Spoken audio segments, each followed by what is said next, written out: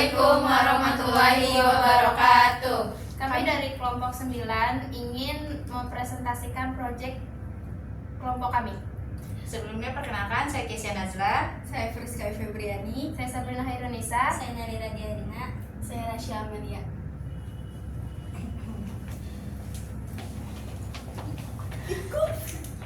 Tentang analisis rasio dan DuPont pada perusahaan Kalbe, Indofarma, dan Temposcan, bidang industri farmasi.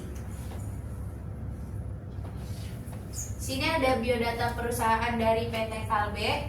Kalbe Farma adalah perusahaan farmasi terbesar di Indonesia dan Asia Tenggara, didirikan pada tahun 1966 di Jakarta. Usaha Kalbe didukung oleh kemampuan penelitian dan pengembangan terbaik di kelasnya, yang dikembangkan melalui aliansi strategis dengan banyak mitra internasional.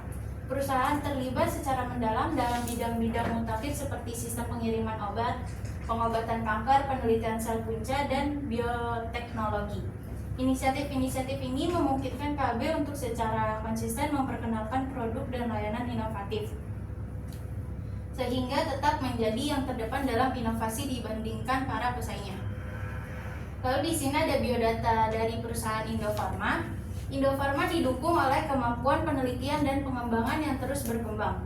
Seiring kolaborasi dengan berbagai mitra strategis di dalam dan luar negeri, perusahaan aktif mengembangkan produk-produk di bidang farmasi, alat kesehatan, dan suplemen, termasuk obat generik dan bermerek yang sesuai dengan kebutuhan layanan kesehatan nasional. Fokus pada inovasi dan peningkatan kualitas memungkinkan Indofarma untuk menghadirkan solusi kesehatan yang relevan dan terjangkau, serta memperkuat posisinya sebagai penyedia produk kesehatan yang kompetitif di pasar domestik. Lalu di sini ada biodata dari perusahaan Temposcan Pacific. Temposcan Pacific berdiri sejak 1953 dan resmi menjadi entitas farmasi nasional sejak 1991. Memproduksi dan mendistribusikan obat OTC dan resep, suplemen kosmetik, serta produk konsumen. Temposcan sendiri memiliki jaringan distribusi nasional yang luas dan juga mengekspor produknya ke beberapa negara. Perusahaan ini mengandalkan sistem distribusi modern dan inovatif untuk menjangkau pasar yang lebih luas dan memenuhi kebutuhan konsumen secara efektif. Dan di sini juga ada dugaan perusahaan Kalbe, PT Kalbe Farma Tbk menunjukkan pertumbuhan kinerja yang positif pada tahun 2022, 2023, 2024. Meskipun ada fluktuasi di beberapa periode, pada tahun 2022 Kalbe mencatat kinerja keuangan positif didukung oleh seluruh lini usaha. Pada tahun 2023 laba bersih yang didistribusikan kepada pemilik entitas induk mencapai 2,76 triliun. Namun mengalami penurunan 18% dibandingkan tahun 2022. Namun pada tahun 2024 Kalbe berhasil mencatat pertumbuhan laba bersih yang signifikan, yaitu sebesar 17,13%, menjadi 3,24 triliun. Dan di sini juga ada dugaan perusahaan Indofarma. PT Indofarma pada periode 2022 sampai 2024 menunjukkan penurunan yang signifikan dan mengalami kerugian yang membengkak. Pada tahun 2022 pendapatan perusahaan tercatat sebesar 1,14 miliar, kemudian turun menjadi 523 miliar pada tahun 2023 dan hanya mencapai 227 miliar pada tahun 2024. Selain itu, pada tahun 2022 perusahaan masih mencatatkan laba bersih. Namun pada tahun 2023 dan 2024 Indofarma mengalami kerugian cukup besar. Dan di sini juga ada dugaan perusahaan PT Temposcan Pacific. Kinerja PT Temposcan Pacific Tbk pada tahun 2022, 2023 dan 2024 menunjukkan tren yang positif. Pada tahun 2022 perusahaan mencatatkan pertumbuhan pendapatan sebesar 10,76% menjadi 12,7 triliun. Menurut laporan keuangan kontan, di tahun 2023 pendapatan mereka meningkat menjadi 13,11 triliun. Pada tahun 2024 pendapatan kembali naik menjadi 13,65 triliun. Selain itu, perusahaan juga mencatat meningkatkan laba bersih. Laba bersih mencapai 1,45 triliun atau setara dengan plus 23% dari 2023. Laba operasi dan EBITDA atau bisa disebut dengan earnings before interest, taxes, depreciation, and amortization melonjak signifikan. Efisiensi dan biaya pertumbuhan pendapatan menjadi pendorong utama. Perusahaan optimis tumbuh double digit. Terima kasih. Selanjutnya ada liquidity. Pada aspek likuiditas, perusahaan menunjukkan kemampuan membayar kewajiban jangka pendek yang sangat baik pada tahun 2023 dengan current ratio mencapai 11,3 dan quick ratio sebesar 8,79. Angka ini jauh di atas rata-rata industri 6,05 untuk current ratio dan 4,77 untuk quick ratio. Artinya pada tahun tersebut perusahaan sangat liquid dan punya cukup aset lancar untuk menutupi seluruh utang lancarnya. Namun pada tahun 2024 terjadi penurunan tajam di mana current ratio turun menjadi 3,09 dan quick ratio menjadi 1,09. Yang artinya perusahaan sudah berada di bawah standar industri. Hal ini bisa mengindikasikan bahwa jumlah aset lancar perusahaan berkurang atau utang lancar meningkat. Perusahaan perlu lebih berhati-hati karena likuiditas yang rendah bisa mengganggu kelancaran operasional. Yang B, activity. Rasio aktivitas digunakan untuk mengukur seberapa efisien perusahaan dalam menggunakan aset dan sumber daya operasionalnya. Perputaran persediaan inventory turnover meningkatkan dari 0,025 2022 menjadi 3,02 2024. Ini berkembang yang sangat positif karena menunjukkan perusahaan semakin cepat dalam menjual persediaan. Nilai ini bahkan sudah melampaui rata-rata industri 1,92. Average Collection Period atau ACP. Pada tahun 2022 perusahaan berada di angka 58,2 hari, sedikit lebih lambat dari standar industri, yang berarti waktu penagihan piutang masih perlu ditingkatkan. Namun di tahun 2023 ACP turun menjadi 55,2 hari, sudah mendekati dan hampir sejajar dengan rata-rata industri. Kemudian pada tahun 2022 perusahaan berhasil memangkas waktu penagihan menjadi 54,4 hari, menandakan peningkatan efisiensi dalam mengelola piutang. Secara keseluruhan, meskipun fluktuatif, kinerja perusahaan dalam mengelola piutang kredit menunjukkan arah yang positif dan relatif sehat. Average payment period perusahaan selama 2022-2024 menunjukkan kinerja yang cukup stabil dan mendekati rata-rata industri sebesar 22,22 hari. Pada 2022, perusahaan sedikit lebih lambat membayar 25,2 hari, namun di 2023 dan 2024 mampu mempercepat pembayaran menjadi 20,26 dan 21,2 hari. Hal ini menunjukkan bahwa perusahaan cukup disiplin dalam memenuhi kewajiban kepada pemasok dan menjaga hubungan baik dengan kreditur. Perputaran total aset menunjukkan tren penurunan dari 1,68 2022 menjadi 1,11 2024. Angka ini berada di bawah rata-rata industri 1,30. Memandang bahwa efektivitas menggunakan aset untuk menghasilkan penjualan mengalami penurunan. Secara umum, dari sisi aktivitas, perusahaan unggul dalam mengelola persediaan dan piutang, namun perlu memperbaiki efisiensi penggunaan aset secara keseluruhan. Selanjutnya, debit. Struktur modal perusahaan tergolong sangat konservatif.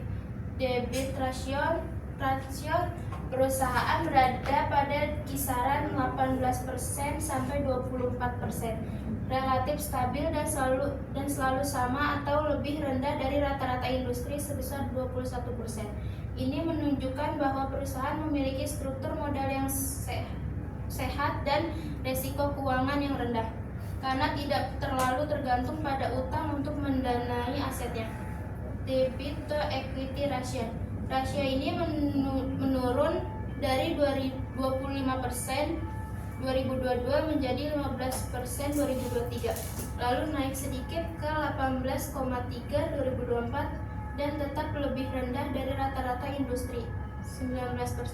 Artinya perusahaan masih mengendalikan modal sendiri dalam pembiayaan yang membuatnya lebih aman, namun juga mungkin kurang agresif dalam ekspansi. Selanjutnya, Times Interest Earner. Rasio ini sempat turun dari 45,10% 2022 ke 37,90% 2023, lalu meningkat ke 60,92% 2024. Secara keseluruhan, perusahaan menunjukkan kemampuan yang baik untuk membayar beban bunga meskipun masih di bawah rata-rata industri 47,97%, hanya di tahun 2024 yang melampaui rata-rata. Secara umum, struktur utang perusahaan sangat sehat dan konservatif. Perusahaan mampu mengendalikan beban utang dengan baik dan memajukan peningkatan kemampuan membayar bunga. Namun, ruang pemanfaatan utang yang aman masih terbuka jika perusahaan ingin mempercepat pertumbuhan. Selanjutnya yang D, profitability. Profitabilitas perusahaan berada dalam kondisi stabil dan cukup baik.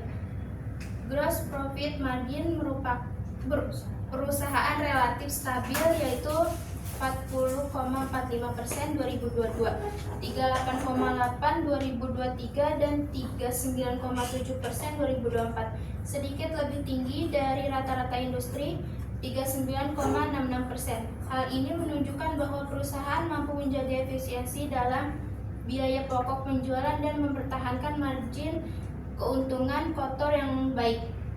Selanjutnya, operating profit margin sempat turun dari 15,4% 2022 ke 11,8% 2023, lalu naik kembali ke 12,9% 2024. Seluruhnya masih di bawah rata-rata industri sebesar 13,77%, yang berarti efisiensi operasional perusahaan belum sepenuhnya optimal meskipun mulai membaik di 2024.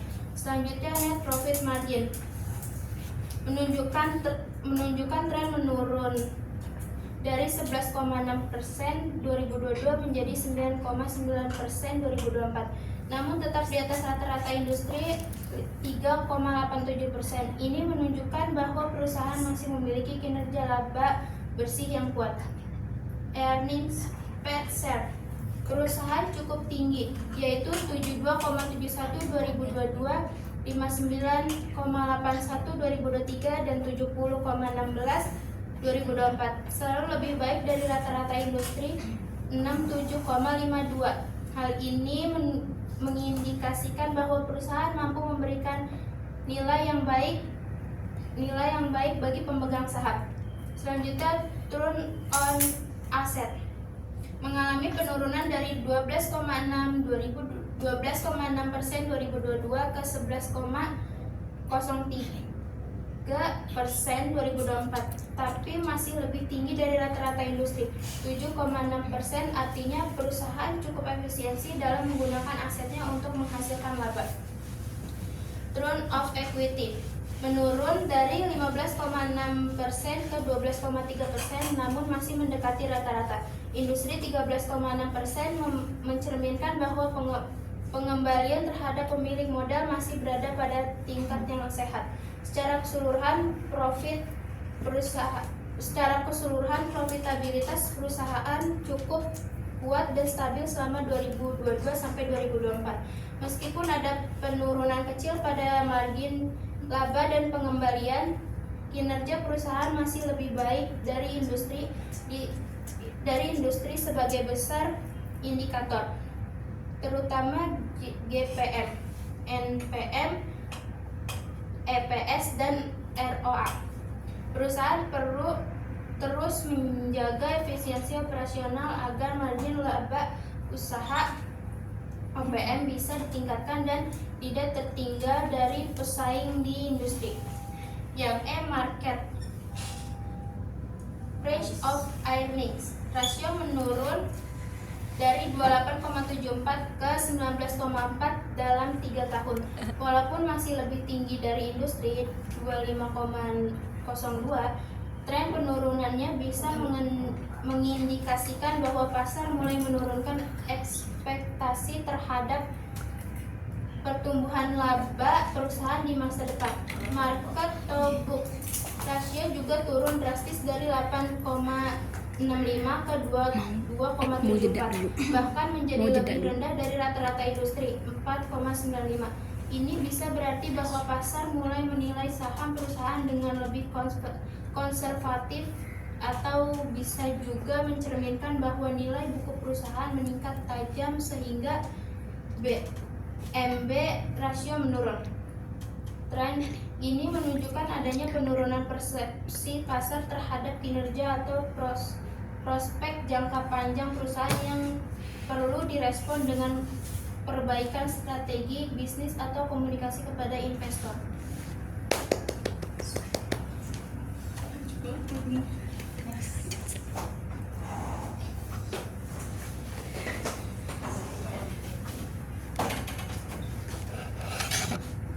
Selanjutnya yaitu DuPont Calbe. Berdasarkan analisis DuPont, Return on Equity atau ROE, Calbe Pharma dari tahun 2022 hingga 2024 mengalami sedikit penurunan dari 15,6% menjadi 12,3%. Perubahan ini dipengaruhi oleh 3 komponen utama: net profit margin, total asset turnover, dan equity multiplier. Net profit margin mengalami penurunan dari 11,6% di tahun 2022 menjadi 9,95% pada tahun 2024, yang menunjukkan bahwa laba bersih perusahaan terhadap penjualan sedikit menurun, kemungkinan karena kenaikan biaya atau tekanan harga jual. Total aset turnover juga menurun dari 1,68 menjadi 1,11, menandakan bahwa efisiensi penggunaan aset dalam menghasilkan penjualan melemah selama 3 tahun tersebut. Sementara itu, equity multiplier yang mencerminkan struktur pendanaan perusahaan berada pada angka yang cukup stabil dan wajar. Pada tahun 2022 1,25, tahun 2023 1,01, dan tahun 2024 1,29. Ini menunjukkan bahwa perusahaan tetap mengandalkan modal sendiri dan tidak banyak menggunakan utang dalam struktur keuangannya. Kenaikan IM pada tahun 2024 sedikit membantu mempertahankan ROE meskipun profitabilitas dan efisiensi aset menurun. Secara keseluruhan, turunnya ROE Calbe Pharma lebih disebabkan oleh menurunnya efisiensi operasional dan margin laba, bukan karena peningkatan risiko utang. Meskipun ROE masih dalam batas sehat, perusahaan perlu meningkatkan efisiensi penggunaan aset dan menjaga margin keuntungan agar dapat kembali memperkuat nilai pengembalian kepada pemegang saham.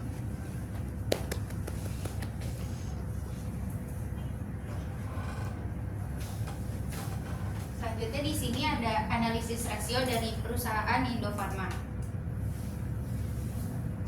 Yang A ada likuiditas. Likuiditas perusahaan dari tahun 2022 hingga 2024 tergolong cukup baik karena nilai current ratio selalu berada di atas rata-rata industri, yakni sebesar 0,88 pada tahun 2022, 1,06 pada tahun 2023, dan 0,89 pada tahun 2024. Ini menunjukkan perusahaan mampu memenuhi kewajiban jangka pendeknya dengan aset lancar yang dimiliki. Namun pada quick rasionya yang tidak memperhitungkan persediaan justru mengalami penurunan dari 0,63 pada tahun 2022 menjadi 0,11 pada tahun 2023 dan hanya naik sedikit ke 0,067 pada tahun 2024 yang jauh di bawah rata-rata industri, yaitu 0,27. Artinya perusahaan sangat bergantung pada persediaan untuk likuiditas dan bisa menghadapi kesulitan likuiditas jika aset lancar dan persediaan tidak cukup tersedia. Lalu yang B ada activity. Inventory turnover meningkat tajam dari 0,74 pada tahun 2022 ke 10,3 pada tahun 2023. Lalu turun ke 7,44 pada tahun 2024. Namun tetap di atas rata-rata industri yaitu 6,16. Ini menunjukkan pengelolaan persediaan semakin efisien dengan perputaran barang yang cepat dan tidak menumpuk di gudang.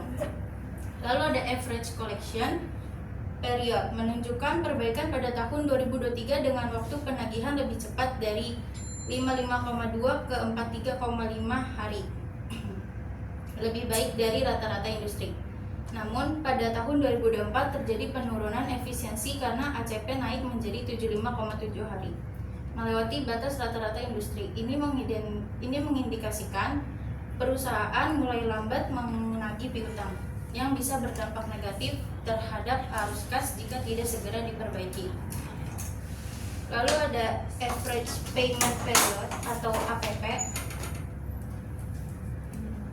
naik drastis dari 168 hari pada tahun 2022 menjadi 340,7 hari pada tahun 2023, lalu 865 hari pada tahun 2024. Nilai ini jauh di atas rata-rata industri yaitu 457,9 hari, yang artinya perusahaan terlalu lama membayar kewajiban kepada pemasok.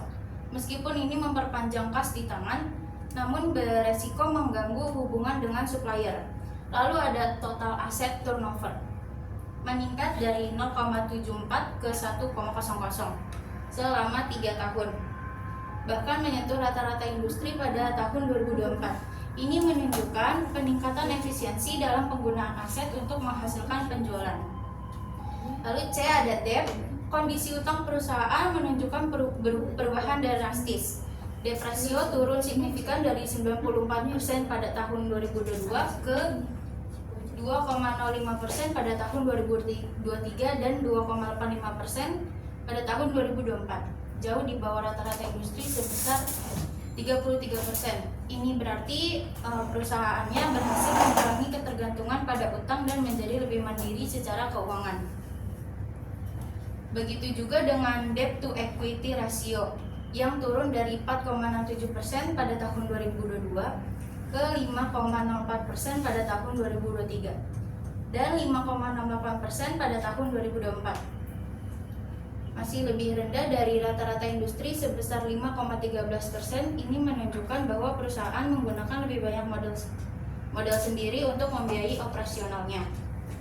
Namun demikian, times interest earned atau kemampuan perusahaan dalam membayar bunga utang justru memburuk dari 12,6 pada tahun 2022 turun ke 9,97 pada tahun 2023 dan 8,30 pada tahun 2024. Di bawah rata-rata industri yaitu 10,3. Ini perlu diwaspadai karena meski utangnya rendah, kemampuan membayar bunga ikut menurun. Bisa jadi karena penurunan laba operasional. Lalu yang D ada profitability. Profitabilitas perusahaan mengalami kemunduran besar dalam 3 tahun terakhir. Itu gross profit marginnya yang awalnya minus 10% pada tahun 2022 malah memburuk jadi 30,1% pada tahun 2023 dan minus 17,6% pada tahun 2024. Jauh di bawah rata-rata industri yaitu minus 19%. Hal ini menunjukkan bahwa biaya pokok penjualan melebihi pendapatan, kondisi yang mengkhawatirkan. Lalu ada operating profit margin dan net profit margin, bahkan lebih buruk.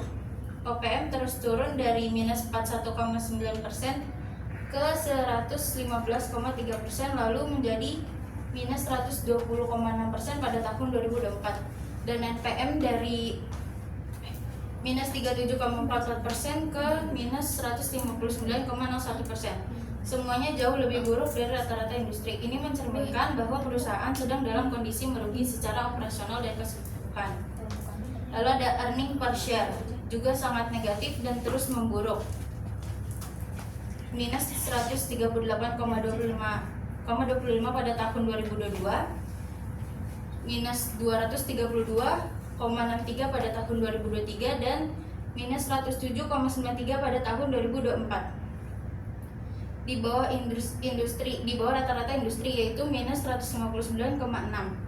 Begitu juga dengan return on asset dan return on equity yang menunjukkan angka negatif, di mana ROA mencapai minus 54,1% dan ROE mencapai minus 29,2% di 2024. Ini mencerminkan kerugian besar yang berkelanjutan, baik dari aset maupun modal pemilik.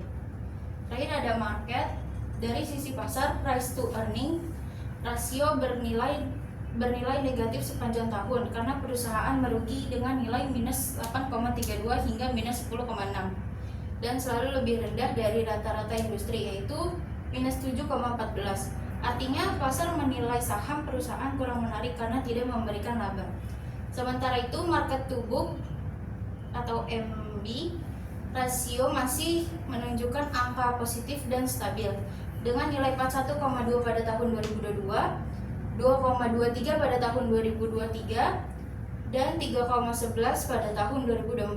Meskipun lebih rendah dari rata-rata industri, yaitu 15,5. Ini menandakan bahwa meskipun secara fundamental perusahaan merugi, masih ada persepsi nilai dari pasar terhadap ekuitas perusahaan.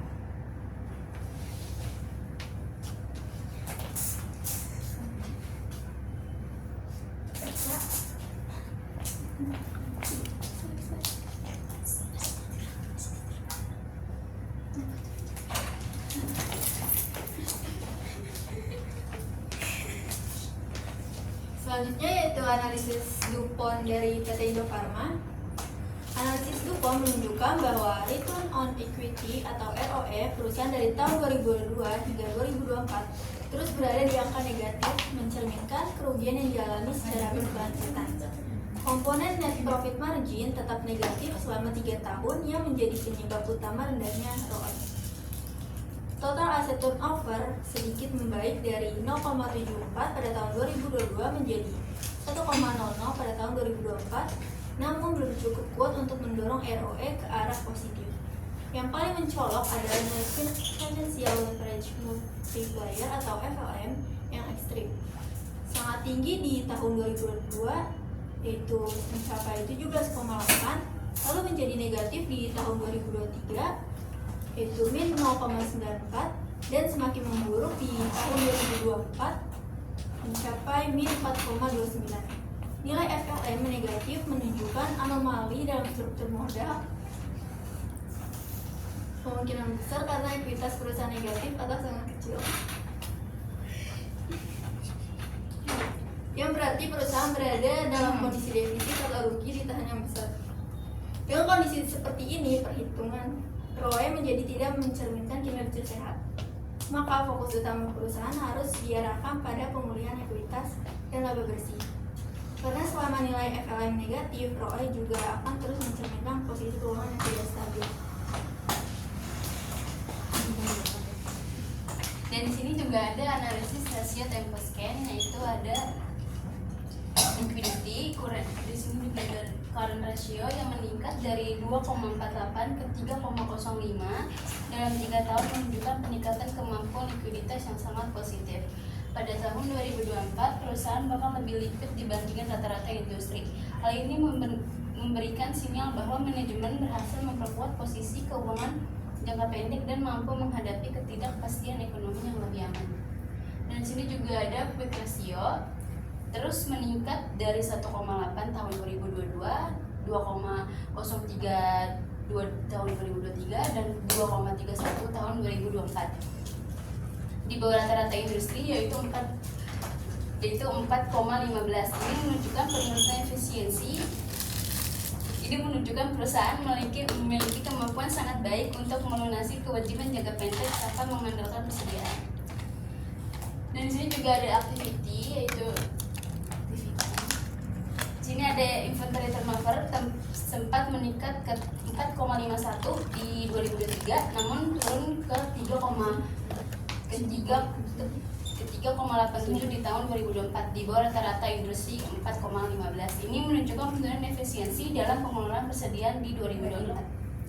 Dan di sini juga ada average collection period period menurut dari 42,2 ke 40,18 hari, dan kini lebih baik dari rata-rata industri yaitu 41,91 hari. Perusahaan lebih cepat dan menagih utang yang meningkatkan arus kas. Dan sini juga ada average payment period jauh lebih cepat di industri dari 41,8 hari tahun 2022 menjadi 30,12 hari tahun 2024, lebih cepat dari rata-rata industri 33,68 hari. Ini mencerminkan disiplin pembayaran meskipun terlalu cepat bisa mengganggu kas jika tidak diimbangi penerimaan. Di sini juga ada total aset turnover stabil 1,08 ke 1,09, sedikit di bawah rata-rata industri 1,11. Perusahaan cukup efisien memanfaatkan asetnya meskipun masih ada potensi peningkatan. Dan C itu ada debt ratio menurun dari 33% ke 26% dalam 3 tahun, yang berarti ketergantungan terhadap utang lebih rendah dari rata-rata industri yaitu 2,9%. Ini menandakan struktur permodalan yang lebih sehat. Di sini juga ada debt to equity ratio naik dari 2,24% tahun 2022 ke 14,8% tahun 2024, jauh di atas rata-rata industri 5,68%, meskipun masih tergolong rendah dalam konteks umum. Rasio ini menunjukkan tren peningkatan penggunaan utang yang perlu diawasi. Ada times interest earned meningkat drastis dari 12,2 ke 25,2 kali lipat, artinya kemampuan perusahaan membayar bunga jauh membaik dan melampaui rata-rata industri 16,8x, memperkuat profil keuangannya. Yang D itu profitability, itu ada gross profit margin meningkat stabil di atas rata-rata industri di 2024, mencerminkan pengendalian biaya penjualan yang baik. Di sini juga ada operating profit margin naik gratis dari 5,95% ke 14,2%, melampaui rata-rata industri 10,78%. Ini menandakan efisiensi tinggi dalam operasional dan pengendalian beban. Net profit margin juga meningkat dari 8,47% ke 11,34%, di atas rata-rata industri 9,78%. Artinya perusahaan berhasil mempertahankan laba setelah semua biaya dan pajak. Dan EPS naik dari 222 menjadi 321, melampaui standar industri 268, mencerminkan nilai bagi pemegang saham yang meningkat tajam. Dan di sini juga ada ROA, dan ROE juga terus meningkat. Keduanya melebihi industri average, menunjukkan pengelolaan aset dan modal yang sangat efisien dan menguntungkan.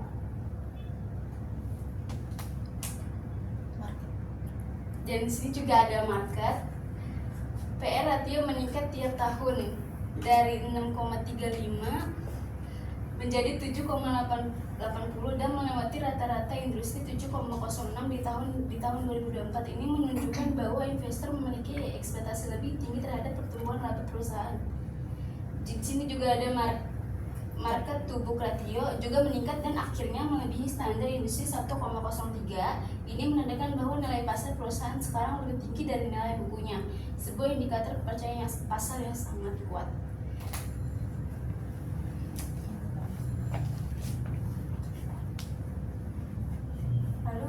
Analisis DuPont tetap menunjukkan tren yang sangat positif terhadap pertumbuhan return on equity mulai dari tahun 2022 hingga 2024. Di tahun 2022, proyek tercatat sebesar 13,74% yang dihasilkan dari barang laba bersih 8,47%, efisiensi aset 1,08 kali, dan leverage 1,57. Nilai leverage ini mengindikasikan bahwa perusahaan masih cukup bergantung pada pendanaan dari utang untuk menggerakkan asetnya. Tahun 2023, ROE meningkat menjadi 15,5% yang mencerminkan peningkatan profit margin menjadi 9,53% dan efisiensi aset menjadi 1,16, meskipun FLM menunjukkan menjadi 1,47. Artinya perusahaan mulai menurunkan ketergantungan pada utang. ROE tetap naik karena ditopang perbaikan kinerja operasional. Pada tahun 2024, ROE mencapai 16,92% seiring dengan lonjakan melonjakkan profit margin menjadi 11,34%. Meski total aset turnover turun tipis ke 1,09 dan FL turun lagi ke 1,44, kenaikan OI tetap terjadi karena pertumbuhan laba jauh melampaui penurunan leverage. Penurunan FLM secara konsisten menunjukkan bahwa struktur modal perusahaan menjadi lebih sehat dan konservatif. Artinya perusahaan kini lebih mengandalkan ekuitas daripada utang.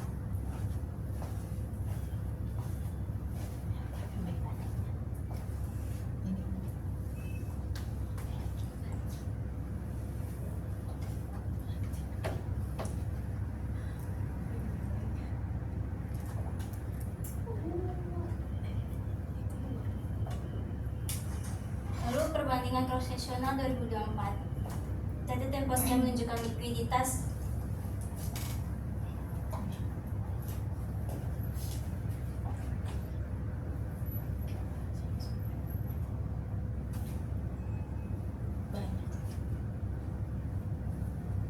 Perbandingannya transaksional 2024, PT Temposcan menunjukkan likuiditas dan efisiensi aktivitas yang paling baik dibandingkan dengan PT Kalbe Farma dan PT Indofarma. Karena ratio dan quick ratio Temposcan berada di atas rata-rata industri, menandakan kemampuan yang kuat dalam memenuhi kewajiban jangka pendek.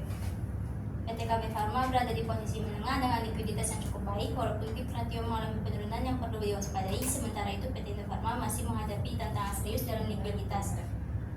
Dengan rasio yang jauh di bawah rata-rata industri, mendapat risiko likuiditas yang tinggi. Lalu perbandingan time series 2022 sampai 2024, PT Temposcan mempertahankan tren positif dan stabil pada hampir semua rasio keuangan termasuk profitabilitas dan struktur modal. PT Kabel Farma mengalami fluktuasi dalam likuiditas dan sedikit peningkatan leverage, namun secara umum profitabilitasnya relatif stabil. Sebaliknya PT Indofarma menunjukkan tren yang kurang baik dengan likuiditas dan profitabilitas yang menurun dan fluktuasi besar, serta masalah dalam pengelolaan utang dan pembayaran bunga. Lalu perbandingan overall, PT Temposcan menempati posisi terkuat dengan kinerja keuangan yang sehat, efisien, dan stabil. PT KB Farma masih menunjukkan kinerja yang cukup baik, namun perlu meningkatkan pengelolaan likuiditas dan mengendalikan peningkatan utang. PT Indofarma menghadapi tantangan besar dalam hal likuiditas, profitabilitas, dan kredibilitas laporan keuangan, sehingga memerlukan perbaikan menyeluruh untuk memperbaiki posisi keuangan dan kepercayaan investor.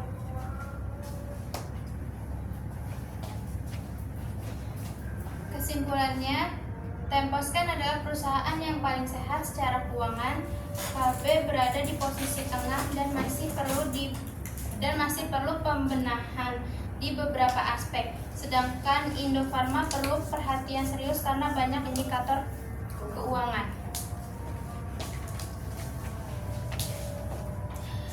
Sekian presentasi dari kami, kurang lebihnya mohon maaf. Wassalamualaikum warahmatullahi wabarakatuh.